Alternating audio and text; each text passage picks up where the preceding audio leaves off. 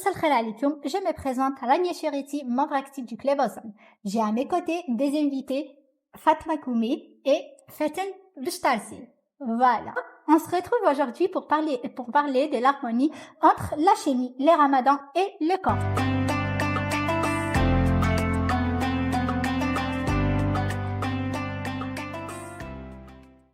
Alors, باش نenchaîner على واش قالت رانيا, la chimie est présente partout.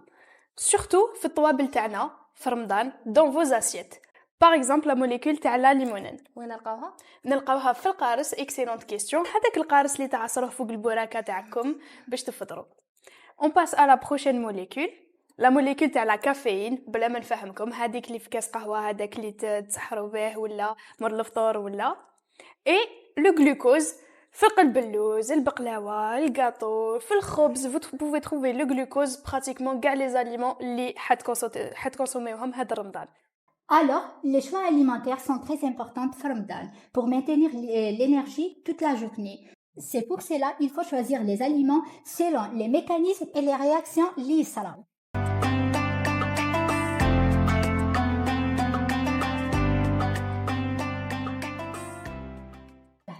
دوكا نهضروا على سوجي واحد اخر هو العلاقه بين بالايمان والقران. على بالكم اللي كاين انسجام بين الايمان والقران.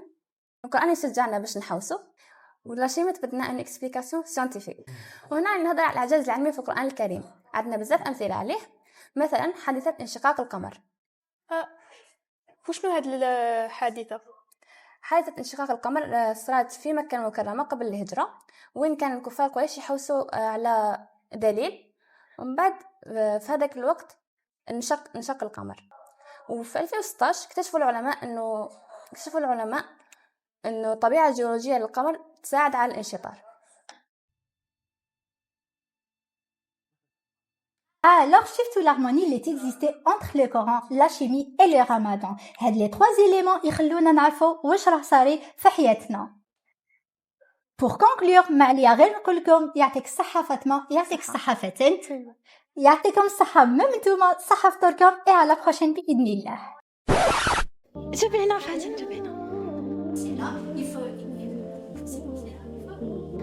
خلاص اوكي, ماني شفتي تحقيق فهموك. انا كاش مش يعوني.